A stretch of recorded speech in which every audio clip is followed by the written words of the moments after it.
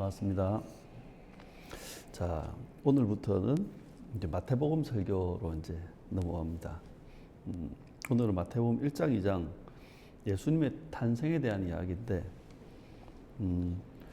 저희 교회는 특별히 성탄절날 따로 뭐 성탄 예배가 없고, 성탄절 전에 오늘 성탄 감사 예배로 드리는데, 우리가 이 성탄절 하면 기독교 공동체가 매우 중요하게 여기는 절기잖아요. 여러분, 절기라는 것은 기억하고 기념해야 하는 날입니다. 기억한다는 건 뭐냐면 역사적인 사실을 기억하기 위한 날이 바로 절기이죠. 그래서 이 성탄절은 역사적인 사건인 예수님의 탄생을 기억하기 위한 날, 또한 이 절기라는 것은 기념의 날입니다. 이 기념은 뭐냐면 그 역사적 사실이 갖는 의미를 기념하는 거죠. 그래서 예수님의 탄생이 갖는 그 의미를 기념하기 위한 날이 바로 이 성탄절이죠. 그래서 이 마태복음 말씀을 통해서 이 성탄의 역사적 사실뿐만 아니라 이 성탄이 갖는 그 의미가 무엇인지 오늘 좀 알아갔으면 참 좋겠다 싶은 마음입니다. 먼저 성경의 내용을 한번 보면 마태복음 1장 2장에 이 내용을 단락을 한번 정해보면 먼저 1장 1절에서 17절은 예수 그리스도의 계보에 대한 이야기죠. 1절은 아브라함과 다윗의 자손이신 예수 그리스도의 계보는 이러하다 하는 이야기를 합니다.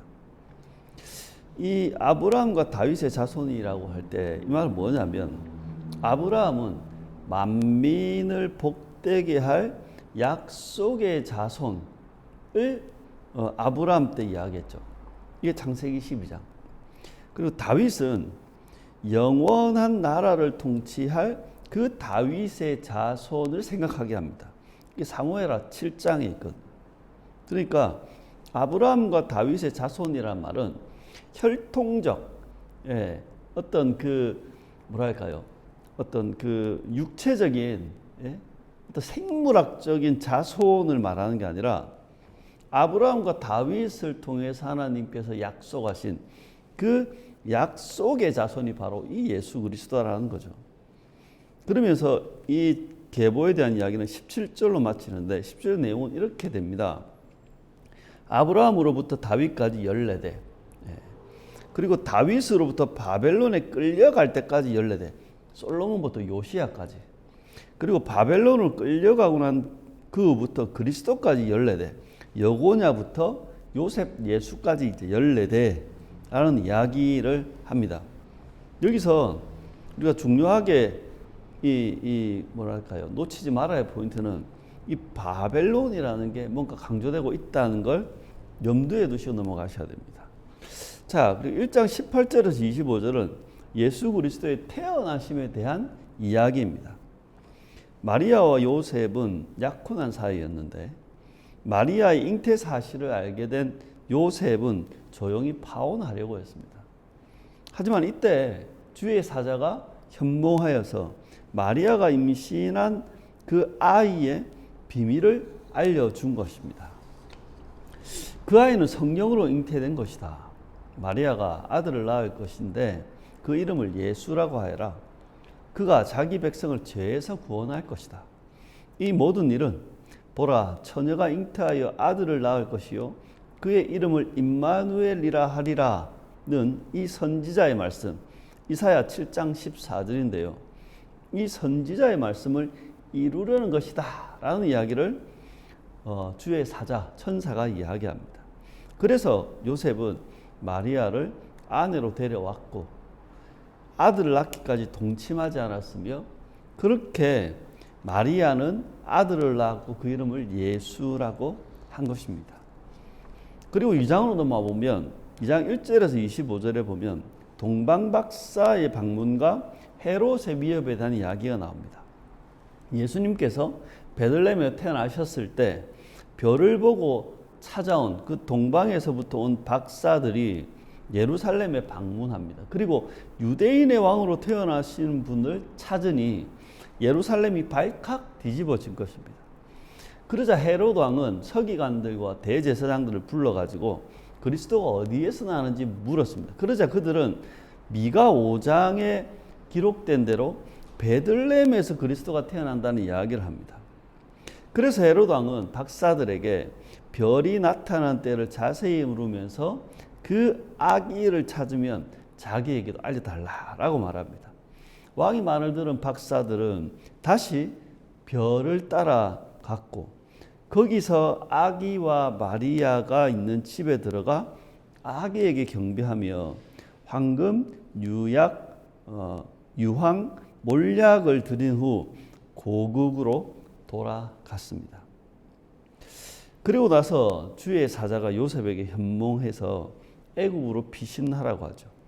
그래서 요셉은 아기와 마리아를 데리고 애굽으로 내려가 헤롯이 죽을 때까지 거기서 살았습니다.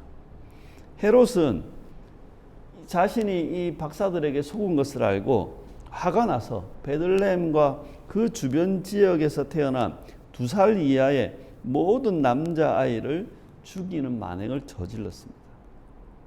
그렇게 시간이 지나 헤롯은 죽었고 주의 사자가 다시 요셉에게 현몽하여서 이스라엘 땅으로 돌아가라고 했습니다. 그러니 요셉은 헤롯의 아들이 통치하는 그 유대 지역이 아니라 갈릴리 지역의 나사렛이라는 동네에 가서 정착해서 살았다는 이야기가 이 마태복음 1장 2장의 이야기입니다. 그러면 이 1장 2장에서 강조하는 게 뭔가 보면 세 가지인 것 같습니다. 하나는 예수님이 누구신가라는 이야기를 하고, 두 번째는 예수님은 왜 오셨는가라는 이야기를 하고, 세 번째는 예수님은 무슨 일을 하시는가라는 걸 강조합니다. 먼저 예수님은 누구신가라는 이야기 속에서는 1장 1절에 아브라함과 다윗의 자손 예수 그리스도의 계보라라는 말씀 속에 이 내용이 의미가 담겨 있습니다. 그러니까 예수님은 약속된 그 자손이라는 거예요. 성경으로 말하면 창세기 13장 15절에 있는 예수님은 뱀의 머리를 상하게 할 그 여자의 후손이다. 예수님은 천하 만민에게 복을 주시는 그 아브라함의 자손이다. 예수님은 영원한 나라를 통치하시는 다윗의 자손이다 라는 이야기가 담겨있는, 예수님 누구시냐? 그 약속된 자손이다. 그 약속된 자손이란 말은 뭐냐면 하나님의 구원과 회복을 성취하실 메시아, 이거를 다른 말로 하면 그리스도라는 말입니다. 예수님은 누구신가? 바로 메시아, 그리스도, 그 약속을 성취하실 그 약속의 자손이시다는 겁니다. 두 번째, 예수님은 왜 오셨는가라는 걸 강조하는데요. 1장 21절에 보면 아들을 낳으리니 이름을 예수라 하라. 이는 그가 자기 백성을 그들의 죄에서 구원할 자이심이라 하니라. 그러니까 예수님은 자기 백성을 구원하기 위해서, 죄에서 구원하기 위해서 오셨다는 겁니다. 여러분, 예수라는 이름 자체는 뭐냐면 구원자라는 뜻입니다. 예수님은 자기 백성을 그들의 죄에서 구원하기 위해서 오셨습니다. 세상의 모든 사람을 구원하러 오신 게 아니라 자기 백성을 구원하러 오신 겁니다. 예수님의 탄생, 예수님의 사역, 예수님의 생애, 예수님의 삶은 자기 백성을 죄에서 구원하기 위한 것이었습니다. 성탄절을 포함해서 이 기독교의 모든 절기들은 예수 그리스도의 구원 사역과 언제나 연결되어 있잖아요. 그렇다면 이 죄에서 구원한다고 할 때 이 죄에서의 구원은 아까 앞에서 언급한 것처럼 1장 1절에서 17절 사이에 있는 이 바벨론과 연결되어 있다는 겁니다. 그리스도가 오시기까지 사람들은 바벨론에 사로잡혀 있는 상태입니다. 역사적으로 보면 1차 포로기한, 2차 포로기한, 3차 포로기한 이후에 그들은 뭔가 이스라엘의 회복이 있는 것처럼 보이지만 실상은 이스라엘은 포로에서 해방된 적이 없습니다. 바벨론 제국에서 페르시아 제국으로, 그리고 헬라 제국과 로마 제국에 이르기까지 이스라엘의 포로 생활은 청산되지 않았습니다. 마태복음은 이스라엘의 이 현재적 상태를 바벨론 포로 상태라고 말합니다. 이 바벨론 포로 상태가 다른 말로 하면 죄의 지배 아래 있는 상태를 말하는 거죠. 예수님은 이렇게 바벨론에 포로된 자기 백성을 구원하러 오신 것입니다. 그게 바로 죄 가운데 있는 그들의 죄에서 구원하러 오셨다는 의미와 같은 겁니다. 바벨론은 여러분 역사적으로 보면 남유다를 멸망시키고 그들을 포로로 잡아갔던 나라이죠. 하지만 성경의 전체적인 맥락에서 보면 이 역사적 제국이었던 바벨론만을 의미하는 게 아닙니다. 창세기 11장에 니므롯이 신할 평지에 세웠던 그 바벨이라는 도시, 우린 바벨탑으로 유명하죠. 그 또한 바벨이었고, 창세기와 출애굽기에 등장하는 애굽이라고 하는 제국, 그 또한 다른 의미로는 바벨론입니다. 북이스라엘 멸망시켰던 아시리아 제국, 남유다를 멸망시켰던 바벨론 제국, 그리고 바벨론 위에 일어났던 페르시아, 헬라, 로마 제국, 이 모두가 사실은 바벨론을 상징하는 곳입니다. 또한 베드로전서 5장 13절에 보면 발신자 베드로와 그 교회가 있는 곳이 바로 바벨론이라고 하는데, 성경학자는 이것을 바로 로마나 예루살렘 정도로 생각합니다. 또한 요한계시록 14장에서 18장에 등장하는 마지막 심판 때에 하나님을 대적하여 결국에는 멸망당할 그 바벨론, 이 바벨론 또한 이 성경에서 언급하는 바벨론이죠. 무너졌도다, 무너졌다, 큰 성 바벨론이 무너졌도다. 그 바벨론. 그러니까 창세기부터 요한계시록까지 이 모든 것이 바벨론인 것입니다. 타락한 세상에는 항상 바벨론이 존재했고, 타락한 이는 언제나 바벨론에서 살아가는 겁니다. 지금도 세상 사람들은 최신 버전의 바벨론에 살고 있는 것이고요. 여러분, 바벨론은 그러니까 하나님의 영원한 나라와 대립되는 이 세상의 나라, 결국 무너질 그 나라를 말하는 겁니다.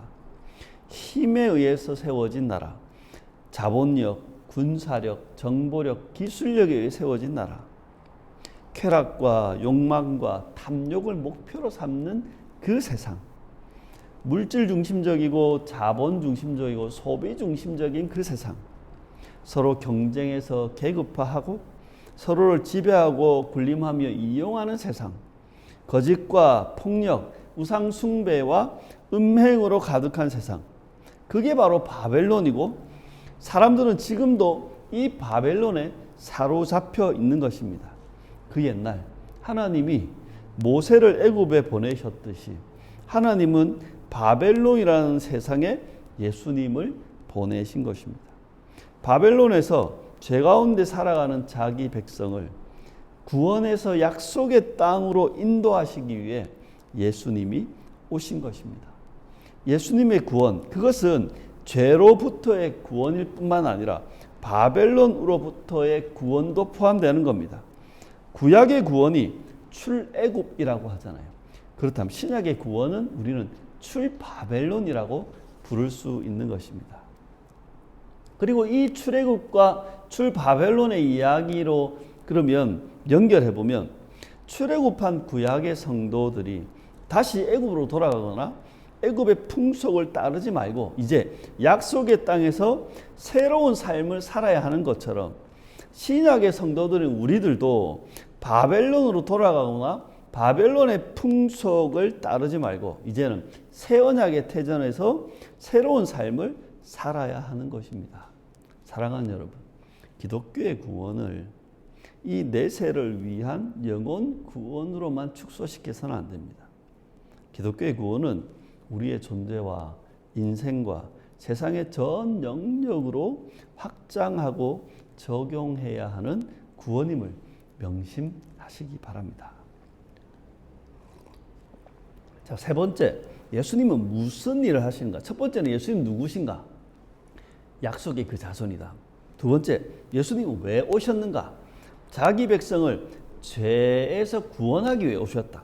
세 번째, 예수님 무슨 일을 하시는가? 여기에서 1장 22절과 23절을 보면 됩니다. 이 모든 일이 된 것은 주께서 선지자로 하신 말씀을 이루려 하심이니, 이르시되 보라 처녀가 잉태하여 아들을 낳을 것이요 그의 이름은 임마누엘이라 하리라 하셨으니 이를 번역한즉 하나님이 우리와 함께 계시다 함이라. 예수님은 선지자의 예언을 성취하시는 겁니다. 무슨 일을 하는가? 선지자의 예언을 성취하는 일을 하십니다. 마태복음 1장 23절에 이 임마누엘 예언은 이사야 7장 14절의 성취죠. 2장으로 넘어가 보면 2장 5절에서 6절 메시아의 베들레헴 탄생 예언은 미가 5장 2절의 성취입니다. 마태복음 2장 15절에 애굽으로부터 부름을 받는다는 것은 호세아 11장 1절의 성취이고 마태복음 2장 17절 헤롯의 만행은 예레미야 31장 15절의 성취입니다. 또한 마태복음 2장 23절에 보면 나사렛 사람이라 불린다라고 되어 있는 이것은 예수님의 사회적 신분과 지위에 대한 포괄적인 예언이 이루어지는 것을 이야기하는 겁니다. 여러분, 구약의 선지자들의 예언의 핵심은 이랬습니다. 하나님께서 죄악으로 가득한 이스라엘과 이 세상을 심판하신다. 또한 하나님께서 택한 백성, 그러니까 참 이스라엘을 구원하시기 위해 메시아를 보내주실 것이다. 그리고 하나님께서 메시아를 통해 영원한 나라를 세우시고 택한 백성, 그 참 이스라엘과 이 세상을 회복하실 것이다. 이 선지자들의 예언은 바로 메시아에 대한 예언이었고 그 메시아가 하실 일, 심판과 구원과 회복에 대한 예언들이었습니다.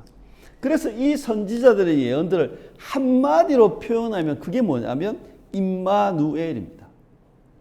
임마누엘 뜻, 하나님이 우리와 함께 계시다는 뜻이죠. 임마누엘은 하나님이 우리와 함께 계시는 새로운 세상의 도래를 의미합니다. 예수님은 하나님이 우리와 함께 계시는 임마누엘의 나라를 가져오시는 분인 거죠.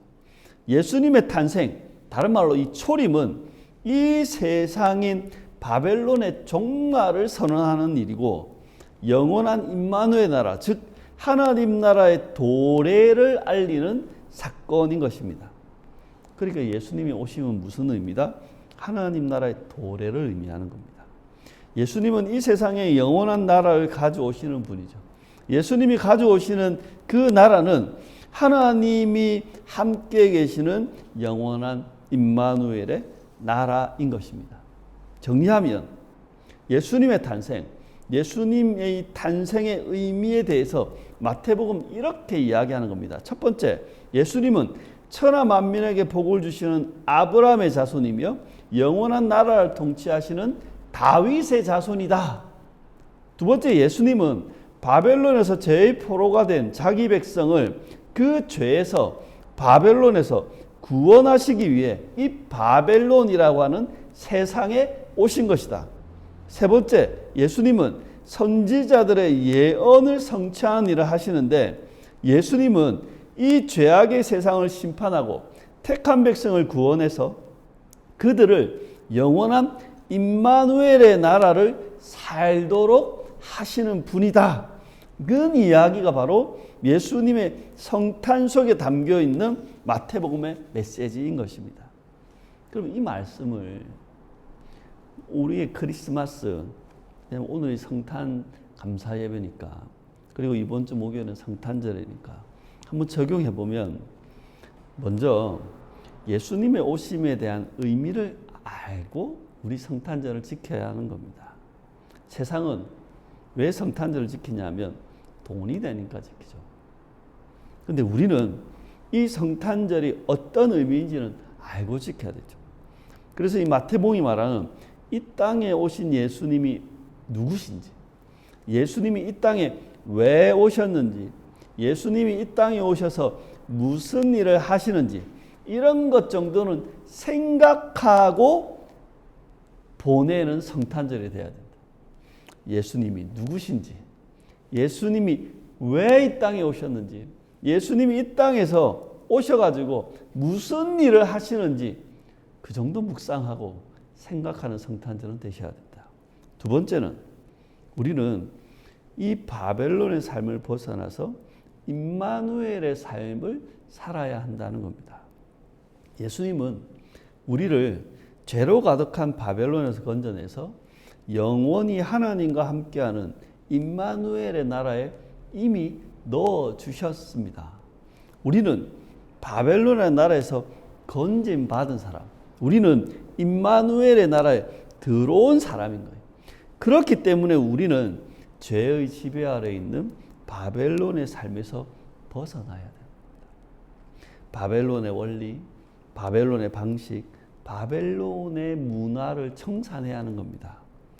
자신의 힘과 능력을 믿고 살아가는 그 삶, 자신의 이익과 욕망 성취를 목표로 하는 그 삶, 인생의 가치를 물질 중심적인 이 자본 위주의 소비와 소유에 두는 그 삶, 서로를 적대시하고 경쟁하는 그 삶, 서로를 이용하고 지배하고 군림하려는 삶, 원하는 결과를 위해 거짓과 폭력을 서슴지 않는 그 삶, 자기 숭배와 음행을 저지르는 그 삶. 우리는 이 바벨론의 문화, 이 바벨론의 방식, 이 바벨론의 원리를 청산하고 벗어나야 하는 겁니다. 그리고 이제 우리는 하나님과 함께하는 임마누엘의 삶을 살아야 하는 겁니다. 그 임마누엘의 원리를, 임마누엘의 방식과 임마누엘의 질서를 따라야 하는 겁니다. 하나님과 함께하는 삶, 하나님을 의식하는 삶, 하나님을 경외하고 사람을 존중하는 삶, 하나님의 말씀, 하나님의 율례, 하나님의 법도를 삶의 원칙과 방법으로 삼는 삶, 샬롬과 회복을 위하는 삶, 공동체를 생각하고 이웃과 함께 공유하는 삶, 사람들과 사이좋게 지내며 서로 사랑하는 삶, 이 임마누엘의 삶, 임마누엘의 원리, 임마누엘의 질서를 따라야 한다는 겁니다. 그래서 우리가 맞게 될 이 크리스마스는 바벨론적인 크리스마스가 아니라 임마누엘의 크리스마스가 되어야 하는 겁니다. 우리들의 크리스마스를 바벨론이 그토록 중요하게 여기는 돈, 유흥, 소비, 자랑거리로 채우지 마십시오. 제발 우리들의 크리스마스를 임마누엘의 나라에서 중요하게 여기는 샬롬, 사랑, 회복, 존중으로 채우시기를 당부드립니다. 그래서 특별히 크리스마스 이브인 24일에는 어떻게든 시간을 내시고 방법을 만드셔서 가족들과 함께 시간을 보내시기를 바랍니다. 가족들과 함께 모여서 저녁 식사도 하고 맛있는 간식도 준비해서 같이 나눠 먹고 이야기도 하고, 예? 할 수 있으면 좀 서로 좀 즐겁게 보내고, 그래도 도저히 안 되겠다 하면 24일이 안 되더라면 크리스마스 당일 25일이라도 함께하는 시간을 꼭 만드셔서 같이 시간을 보내고 같이 좀 맛있는 거 먹고 또 같이 추억이 될 만한 그런 것들을 만드시길 당부드립니다. 그게 임마누엘을 실천하는 거 아니겠습니까? 그래서 이번 크리스마스가 무슨 특별히 소비하는 크리스마스, 그 바벨론식의 과시하는 크리스마스가 아니라 여러분이 소중하게 여기는 그 사람들, 여러분에게 정말 중요한 그 사람들과 함께하는 임마누엘의 크리스마스가 되시길, 바벨론에서 떠나 임마누엘을 살아가는 그 풍성한 크리스마스가 되시길 진심으로 당부드리고 축원드립니다.